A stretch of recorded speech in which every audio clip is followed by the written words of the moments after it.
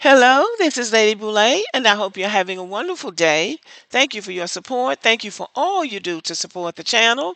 And yes, we are commanded to love one another, whether we want to or not, or whether we agree with each other or not. Well, the idea of Black Americans having culture is problematic for some people, especially Africans. They want to be the ones to decide what culture is and who has it. And when we say we are our own people and this is our culture, they take issue with it. Our ancestors who came from Africa did not bring African culture with them. They brought their culture with them. And their culture became our culture, and it has evolved over 400 plus years. It's not the same as what was going on in Africa because they were influenced by what was happening here in the United States, interacting with different races of people, a different environment, and different experiences. Our culture is shaped by those things, not by whatever was going on in Africa 400 years ago. Those things are the foundation of our culture, and yet they don't want to accept it. There is something behind it that we don't understand why they insist that we've got to attach ourselves to Africa before we can have culture. For us to be trying to attach something to do with Africa with our culture 400 years, 400 plus years later would indicate that we have not grown, we have not developed, and we have not evolved as a people. We have no idea what was going on in Africa in 1628. No idea whatsoever. But by then, slavery had officially been going on in America for about 9 years. It would be absurd to think that at this point in 2025 that we will be trying to use whatever Africa is using as culture when we haven't been over there for 400 and something years. So I think that a rational person would understand that, but we keep getting involved in these irrational conversations. So I just want to talk about the foundation of Black American culture. Not that it needs defending, but we do need to bottom line it so that we Black Americans can have a full understanding of it because we don't go around thinking about, oh, this is my culture. We've got culture. We don't do that because we haven't had to. We haven't had people over here who fled from their homeland, from the culture that they say they have and so proud of, and that they don't want to go back to. We didn't realize we were going to have to be having these discussions. It doesn't hurt for us to review our culture and also to kind of understand where these people are coming from. So the way that the FBA crowd is describing our culture is as an ethnogenesis. So I took the liberty of going to the Copilot to look it up. And this is what I got. Formation and development of an ethnic group. Ethnogenesis refers to the formation and development of an ethnic group. It can originate through group self-identification or outside identification.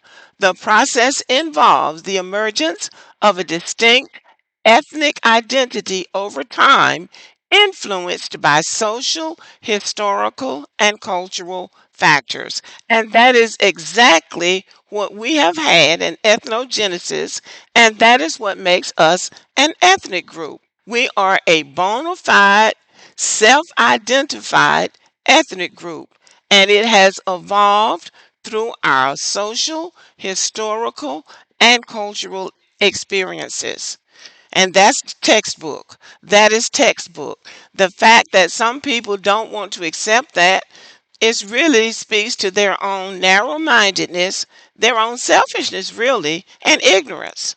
And their ignorance. They don't want to accept it because I think they would like to believe that they are somehow responsible for whatever we have become because our influence and what we have become is greater than theirs.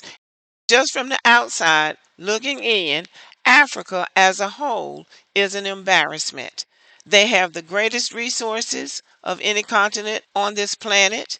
They are the majority on that continent, and yet they haven't developed and white people have basically just come over there and taken over everything, and now they've got the Chinese, the Indians, and anybody else that comes over there, but they're concerned about whether or not we have culture. From my standpoint, the common sense chip, the self-respect chip are missing in many of their brain cells. Nevertheless, we have to be about the business of keeping our affairs in order. I came across this video with a very active and engaging TikToker, and I think you will appreciate this video about our culture. So I'm here to answer another question. I'm not going back to find it. The question was something like um, why did, or why do African Americans get pushed back when they say they're an ethnic group? And this was bouncing off of the essence thing when he said our culture and our when it's actually Black Americans culture. It's not our as in everyone else's culture, it's our. So this is what this is bouncing off of. So I'm going to answer because I was talking about that a while ago a lot.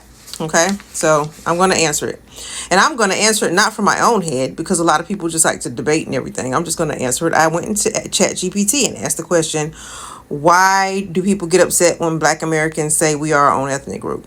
Man, so this is what I got. I'll put it on the screen. Some people are offended when Black Americans say we are our own ethnic group for a few different and sometimes conflicting reasons. Here's a breakdown of where the discomfort or pushback tends to come from. Number one, misunderstanding terms of race versus ethnicity. Many people conflate race with ethnicity. Race is typically based on physical traits in a broader social category: Black, white, Asian. Ethnicity refers to shared cultural traits, history, language, and identity. When Black Americans assert that they are an ethnic group, some hear it as a rejection of Pan African unity or a misunderstanding of their blackness as simply racial, not cultural.